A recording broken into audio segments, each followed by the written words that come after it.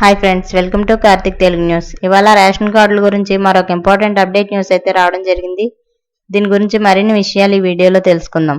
దయచేసి ఈ వీడియోని ఎక్కడ స్కిప్ చేయకుండా చివరి వరకు చూడండి ఫ్రెండ్స్. అలాగే మా ఛానల్ సబ్స్క్రైబ్ చేసుకొని మాకైతే ఒక సపోర్ట్ అయితే ఇవ్వండి.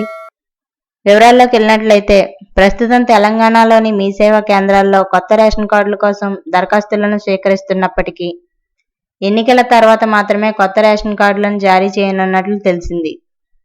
అలాగే ప్రస్తుతం పలు జిల్లాల్లో ఎన్నికల కోడ్ అమలులో ఉన్న సంగతి తెలిసిందే. మెదక్, నిజామాబాద్, ఆదిలాబాద్, కరీంనగర్ గ్రాడ్యుయేట్ ఎమ్మెల్సీ ఎన్నిక, మెదక్, నిజామాబాద్, ఆదిలాబాద్, కరీంనగర్ ఉపాధ్యాయ ఎమ్మెల్సీ ఎన్నికలు ఫిబ్రవరి 27న జరగనున్నాయి. 2 నియోజకవర్గాల సభ్యుల పదవీకాలం మార్చి 29తో ముగియనుంది.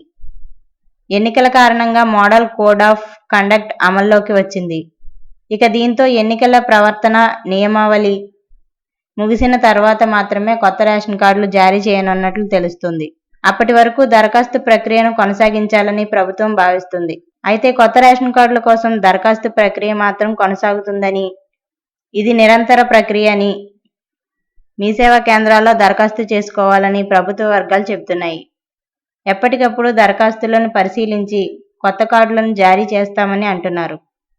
అలాగే ప్రజాపాలన, ప్రజావాణి సమయంలో దరఖాస్తులు ఇచ్చిన వారు తిరిగి దరఖాస్తు చేసుకోవాల్సిన అవసరం లేదని, ఎందుకంటే వారి దరఖాస్తులు ఇప్పటికే ప్రాసెస్ చేయబడ్డాయి.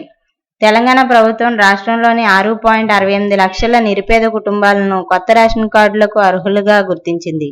వీరి జాబితాను రాష్ట్రంలోని అన్ని జిల్లాల ప్రతినిధులకు పంపారు. ఆ కుటుంబాల జాబితాలో 11,65,052 మంది వ్యక్తుల పేర్లు ఉన్నాయి. జనవరి 20 నుంచి 24 వరకు అభ్యంతరాలను ఆహ్వానిస్తూ ప్రభుత్వం గ్రామ, బస్తీ సభలను నిర్వహించింది. ఆ తర్వాత జనవరి 26న రేవంత్ రెడ్డి సర్కార్ కొత్త రేషన్ కార్డుల జారీ ప్రక్రియను లాంఛనంగా ప్రారంభించిన సంగతి తెలిసిందే. సో ఫ్రెండ్స్, ఇది update news. Thank you friends. Thanks for watching this video.